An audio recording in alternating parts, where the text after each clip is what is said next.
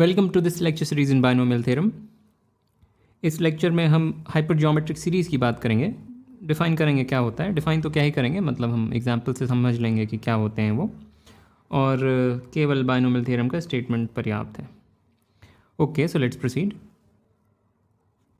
Some problems for practice and now let us get started. So सबसे simple और सबसे fundamental hypergeometric series, well तो let me write this कि ये क्या बोल रहा हूँ, ये शब्द क्या है हाइपर ज्योमेट्रिक। मुझे नहीं पता कि ये शब्द आया कहाँ से, पर ऐसी कोई सीरीज़ हो जिसमें बायनोमियल कोएफिशिएंट्स दिखते हों उसको हाइपर ज्योमेट्रिक सीरीज़ बोलते हैं। ठीक है, और ये बहुत ही इंटरेस्टिंग आस्पेक्ट है बायनोमियल थ्योरम से रिलेटेड। जो प्रश्न है ये बहुत ही मज़ेदार होते हैं ये वाले। तो सबसे सिंपल जो संभव है वो यहाँ लिखा हुआ है। n कोई पॉजिटिव इंटीजर है, n choose 0 plus n choose 1 plus n choose 2 plus dot dot dot n choose n। सो सारे जितने पॉसिबल बायनोमियल कोएफिशिएंट्स हैं सबको सम कर दिया, तो हम कह रहे हैं वो एक बहुत ही सिंपल सा एक नंबर बन के आ जाएगा, which is just 2 to the power n। थोड़ा एक्सपेरिमेंट करके देखने योग्य है। अगर n की वैल्यू 2 ले लेंगे तो देखना चाहिए कि ये एक्चुअली 2 टू दी पावर 2 है, n की वैल्यू 3 एट्सेट्रा। एनीवे, सो इसको सिद्ध करना है। In fact I encourage you to pause the video pause करके एक बार विचार करें कि क्यों ये होना चाहिए। सबसे अच्छा तरीका सीखने का यही है। ऑलराइट, सो इसको हम दो तरह से प्रूव करेंगे। पहला प्रूफ जिसको हम बोलेंगे कॉम्बिनेटोरियल प्रूफ, कॉम्बिनेटोरियल आर्ग्यूमेंट। तो ऐसे स्टेटमेंट्स के लिए this is the gold standard. जब हमारे पास एक कॉम्बिनेटोरियल आर्ग्यूमेंट होता है, वॉट एवर दैट मीन्स, तो बात समझ में आती है कि ये क्या बोल रहा है। बाकी और भी तरीके होते हैं, अलजेब्राइक तरीके होते हैं, और भी तरीके होते हैं, वो भी हम देखेंगे। पर सबसे जो डिज़ायरेबल तरीका है वो कॉम्बिनेटोरियल आर्ग्यूमेंट है। तो ये क्या बोल रहा है बेसिकली, जो लेफ़्ट साइड है ये क्या लिखा हुआ है, लेफ़्ट साइड को हम एक इंटरप्रिटेशन देंगे। तो लेफ़्ट साइड में मान लीजिए हमारे पास n क्रिकेटर्स हैं और इनमें से हमें एक टीम बनानी है। कुछ लोगों को सेलेक्ट करके एक टीम बनानी है। अब हम कितने भी लोगों को सेलेक्ट कर सकते हैं, ये कोई कंस्ट्रेंट हमें नहीं दिया हुआ है कि 5 लोगों की टीम या 10 लोगों की टीम या 11 की टीम, ऐसा कुछ नहीं बोला गया है। एक टीम बनानी है जिसमें यह भी संभव है कि एक भी प्लेयर ना हो, एम्प्टी टीम, वो भी हम बना सकते हैं। ठीक है, तो जो लेफ़्ट साइड है वो क्या लिखा हुआ है कि कितनी वो टीमें हैं जिसमें कोई भी ना चुना गया हो, 0 प्लेयर्स चुने गए। फिर कितनी वो टीमें हैं जिसमें केवल एक प्लेयर चुना गया, कितनी टीमें जिसमें 2 प्लेयर्स चुने गए, एंड सो ऑन, कितनी टीमें जिसमें n प्लेयर्स चुने गए। तो लेफ़्ट साइड को हमने एक इंटरप्रिटेशन दिया कि अगर n क्रिकेटर्स अवेलेबल हैं जिनमें से हम एक टीम बना सकते हैं, तो left side is exactly total possible number of teams, right. क्योंकि किसी भी टीम में या तो कोई भी नहीं होगा, या एक प्लेयर होगा, या 2 प्लेयर होगा, एंड सो ऑन।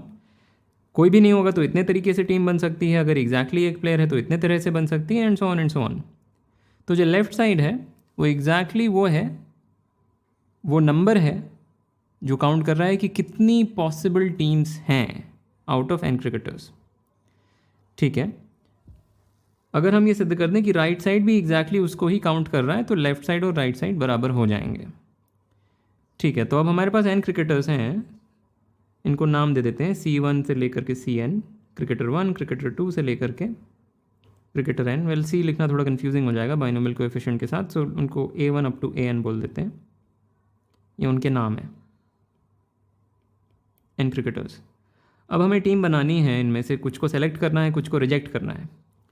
तो पहला प्लेयर हमने लिया, या तो उसको सेलेक्ट करेंगे या रिजेक्ट करेंगे, दो रास्ते यहाँ से।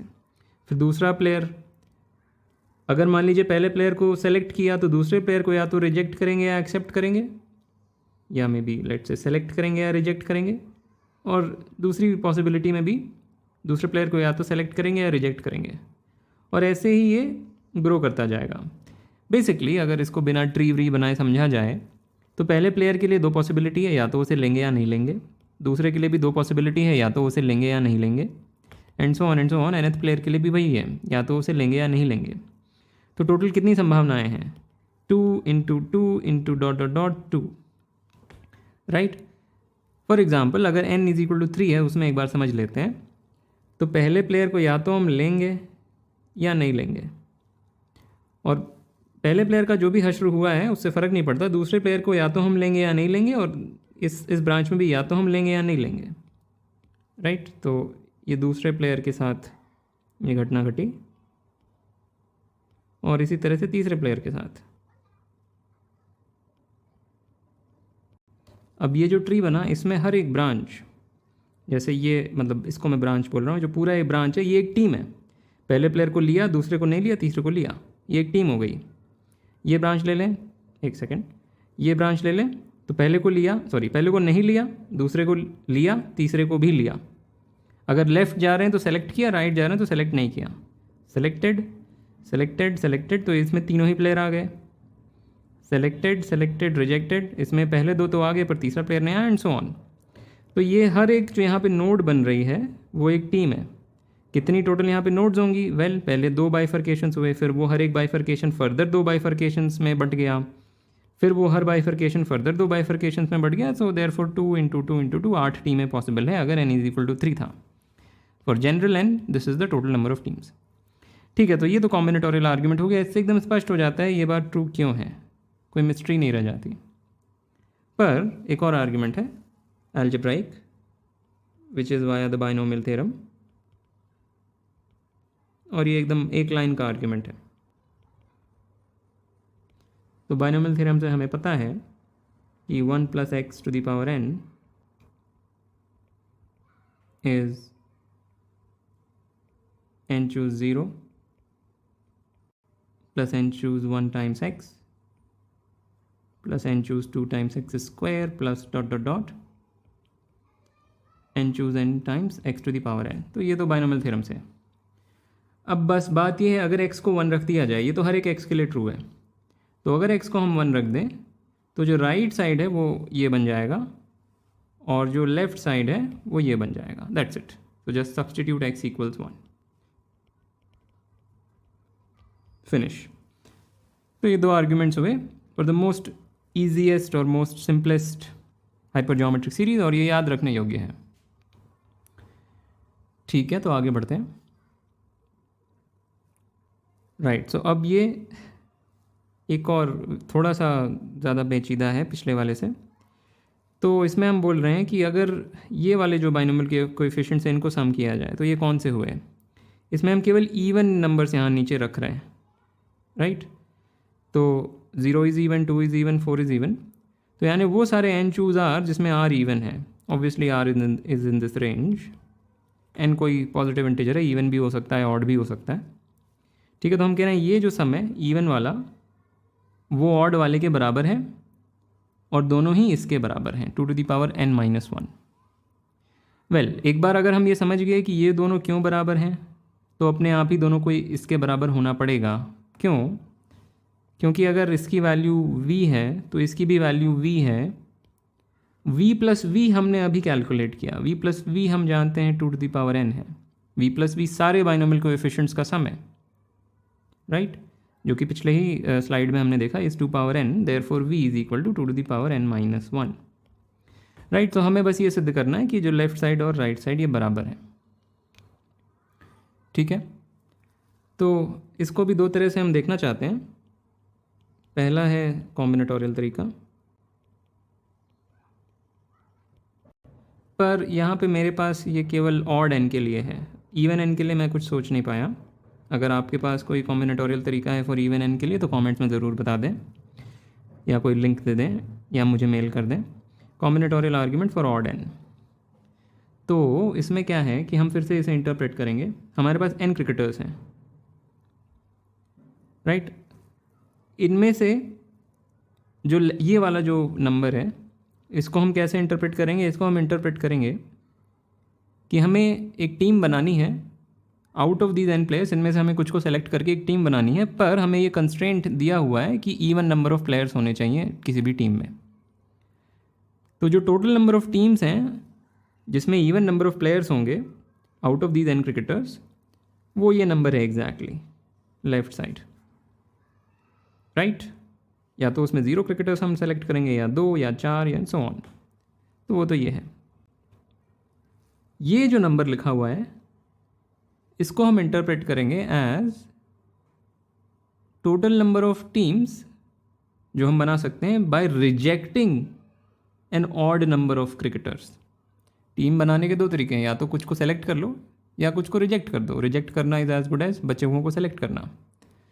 तो इसको हम ऐसे सोचेंगे कि this is the total number of teams जो हम बना सकते हैं out of these given an cricketers, जिसमें हम ऑड नंबर ऑफ क्रिकेटर्स को रिजेक्ट कर देते हैं। तो ठीक है, ये दोनों नंबर्स को हमने एक इंटरप्रिटेशन दिया, पर क्यों ये दोनों नंबर्स बराबर हैं? पॉइंट ये है कि अगर एन ऑड है, एन यहाँ पे अगर एक ऑड नंबर है, तो इवन नंबर ऑफ क्रिकेटर्स को सेलेक्ट करना, हमारे पास ऑड नंबर ऑफ क्रिकेटर्स दिए हुए हैं, ये कुछ ऑड नंबर ऑफ क्रिकेटर्स का समूह है, इसमें से कुछ इवन नंबर ऑफ क्रिकेटर्स को अगर हम सेलेक्ट कर रहे हैं तो हम ऑड नंबरों को रिजेक्ट कर रहे हैं, राइट? एन इज़ ऑड, हमने सेलेक्ट कर लिया कुछ इवन नंबर को, लेट से एस क्रिकेटर्स को सेलेक्ट कर लिया और ऐसे एक इवन नंबर है, तो हमने इतनों को रिजेक्ट कर दिया, एन माइनस एस को रिजेक्ट कर दिया, और एन माइनस एस ऑड हो जाएगा क्योंकि एन ऑड है। ऑड में से इवन नंबर को हटाएंगे तो ऑड मिलेगा।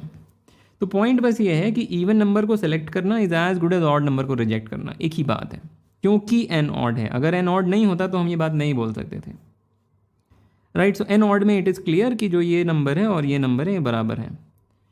ठीक है, अगर एकदम से स्पष्ट ना हो तो वीडियो पॉज करके विचार करें।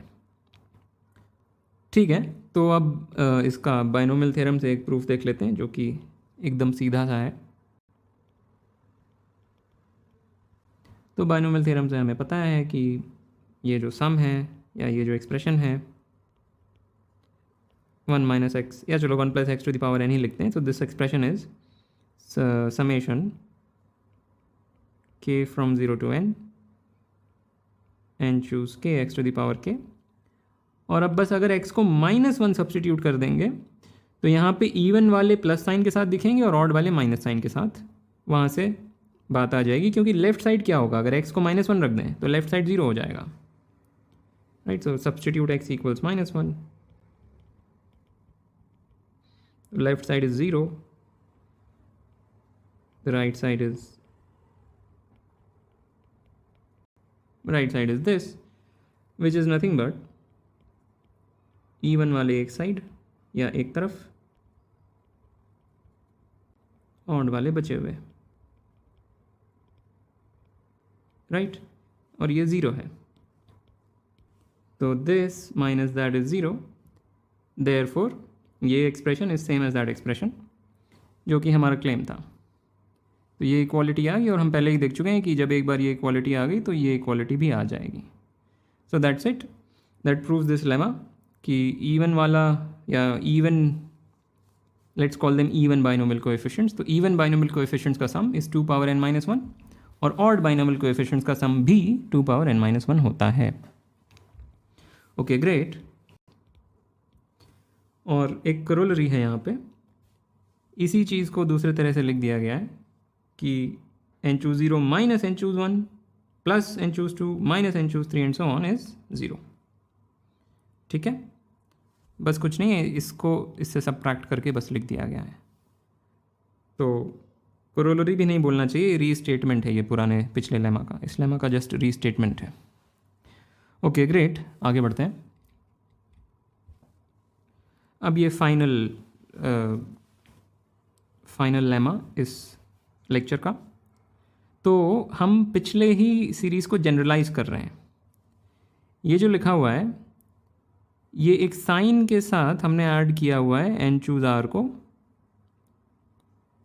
केवल के टर्म तक गए पर हम पूरा एन तक नहीं गए। अगर हम पूरा एन यहाँ पे एन लिख देते के की जगह पे, तो ये पिछला वाला ही एक्सप्रेशन बन जाता, ये 0 हो जाता। This is exactly the previous corollary, right? क्योंकि जस्ट रख के देख लीजिए, अगर इसको एन रख दिया के को, तो ये क्या बन जाएगा, ये सम बन जाएगा N choose 0 minus N choose 1 plus N choose 2 minus N choose 3 so on up to N choose N with the appropriate sign. तो वो 0 है, वो हम देख चुके हैं। उसको जनरलाइज किया है कि हम कह रहे हैं कि अगर केवल के तक गए, K could be 1 2 3 4 up to N, कुछ भी हो, 0 भी हो सकता है, तो हम कह रहे हैं ये जो सम है वो इसके बराबर है। पर यहाँ पे एक बात हमको पहले बतानी पड़ेगी कि इसका मतलब क्या है। एन माइनस 1 चूज़ के, ये वेल डिफाइंड है जब तक के n-1 से छोटा है, पर के तो n भी हो सकता है। उस केस में हम इसको ज़ीरो इंटरप्रेट करेंगे। तो ये हमें यहाँ पे लिखना है कि n-1 चूज़ के इज़ ज़ीरो इफ़ के इज़ n। तो इस कन्वेंशन के साथ ये स्टेटमेंट ट्रू है और ये पिछले सीरीज़ को, पिछले लेमा को जनरलाइज कर रहा है, राइट। तो ये बात ध्यान में रखनी चाहिए, जनरलाइज कर रहा है पिछले लेमा को। मैंने इसको इसीलिए सीरीज़ 2 प्राइम बोला है, ये पिछले का ही जनरलाइजेशन है। ओके, तो इसको हम इंडक्शन से प्रूव करेंगे। बहुत ही सरल प्रूफ है। तो अब इंडक्शन शायद आपने पहले नहीं देखा हो, पर बहुत ही सीधी सी बात होती है इंडक्शन। तो क्या है कि ये जो सम है इसको हम बोल देते हैं एस के, नाम दे दिया जस्ट। और जो ये लिखा हुआ है यहाँ पे, जो हमें प्रूव करना है वो कुछ नहीं है कि want to show that sk is this expression, ये हम शो करना चाहते हैं। तो एक बार थोड़ा सा एक्सपेरिमेंट करते हैं। what about s0? so s0 क्या है? s0 by definition is just this much, which is 1. But does it match with this? It does, right? Because ये k is equal to 0 पे ये भी 0, ये 1 हो जाएगा और ये भी 1 हो जाएगा। तो s0 is 1. So at least s0 तो मैच कर रहा है। हम ये हर k के लिए शो करना चाहते हैं। So we want to show this for all k. तो कम से कम s0 के लिए तो हमने हाथ से चेक कर लिया। अब एक बार मान लेते हैं कि sk, suppose sk is Indeed, जो हम शो करना चाहते थे वो शो हो गया किसी k के लिए,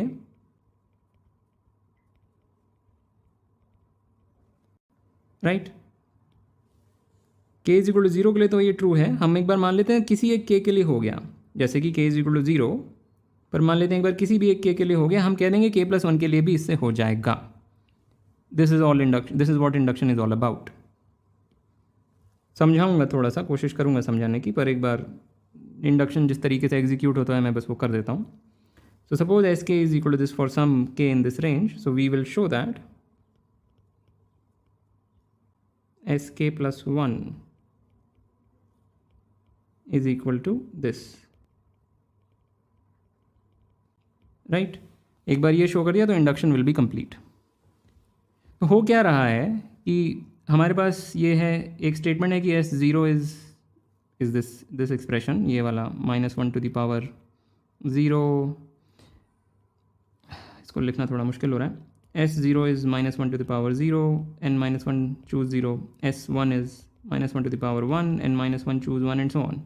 ये सब मैथमेटिकल स्टेटमेंट्स लिखे हुए हैं जिसमें से हमने चेक किया ये ट्रू है।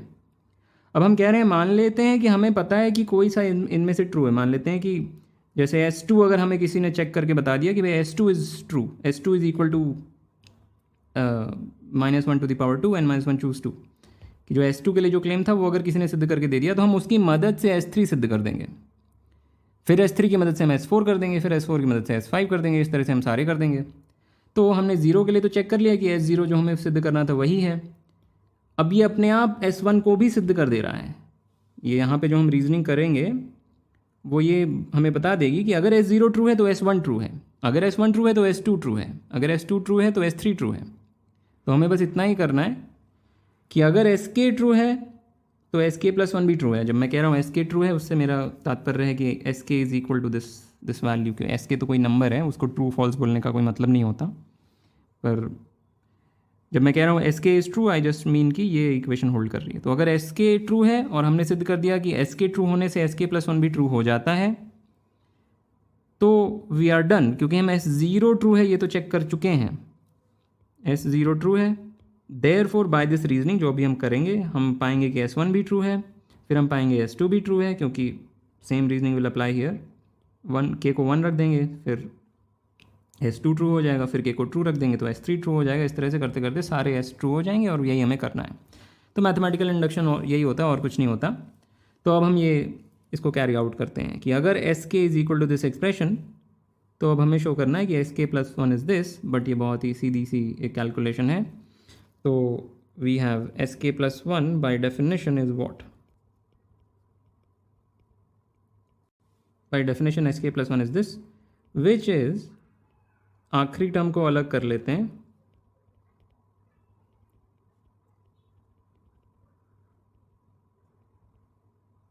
राइट जस्ट आखिरी टर्म जो था जो के प्लस वन के करस्पॉन्डिंग था वो यहाँ लिख लिया। ये क्या है, ये एस के है, so this is equal to S के,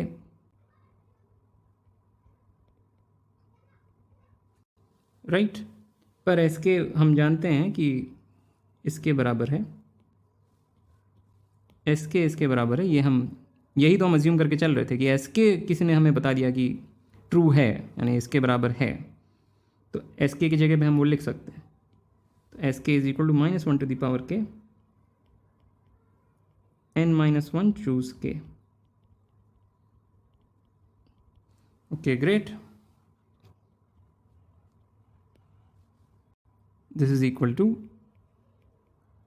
minus one to the power K common निकाल लेते हैं, just verify this is equal to that. Now यहाँ पे हम पास्कल्स आइडेंटिटी लगाएंगे। सो पास्कल्स आइडेंटिटी बस ये बोलती है कि N choose K plus one is N minus one choose K plus one plus N minus one choose K. This is Pascal's identity. तो ये हम बहुत पहले हमने ये देखा था, पर अगर ये याद नहीं है तो इसको जस्ट कॉम्पिटेशनली आप वेरीफाई कर सकते हैं, या फिर इसका एक कॉम्बिनेटोरियल इंटरप्रिटेशन भी हमने देखा था, वो सोचने की कोशिश करें कि क्यों ये ट्रू है। Okay great, so just use this here. और यहाँ पे एक पॉइंट मैं बोलना चाहूँगा कि ये उस कन्वेंशन में भी ट्रू है, even if K plus one is greater than N, suppose K were equal to N, then this is N plus one, तो ये लेफ्ट साइड ज़ीरो हो जाएगी, तो राइट साइड क्या हो जाएगी, राइट साइड में ये तो ज़ीरो है ही और ये भी ज़ीरो है, क्योंकि again N minus one is less than whatever is here. तो इवन अंडर दैट कन्वेंशन ये ट्रू है, ऑल दो सब हमें जानने की ज़रूरत नहीं थी। ठीक है, तो ये यूज़ करते हैं। सो वी गेट, ये आ जाएगा और ये कैंसिल हो गए। So this is equal to, sorry यहाँ पे n माइनस वन होना चाहिए था, गलती है मेरी, which is equal to minus one to the power K plus one n minus one choose K plus one, right, and that's it. यही हमें शो करना था, wanted to show this which we have shown, क्योंकि S K plus one से start किया और यहाँ पे आके एंड हुआ। So that finishes the induction and hence this holds for each K. ये जो इक्वेशन हम शो करना चाह रहे थे ये हर एक के लिए ट्रू है और वही ये स्टेटमेंट है। Alright, so this is an immediate generalisation of the previous series, क्योंकि अगर के को एन डालेंगे तो राइट साइड जीरो है और यही प्रीवियस प्रोपोजिशन था। सो आई होप ये समझ में आया होगा। मैंने बहुत ज़्यादा इंडक्शन पे समय नहीं यहाँ पे बताया, क्योंकि ये थोड़ा सा शायद आपको पहले से आता हो, पर आइडिया बहुत सिंपल है इंडक्शन का। एक श्रृंखला है स्टेटमेंट्स की, statement one, statement two, statement three.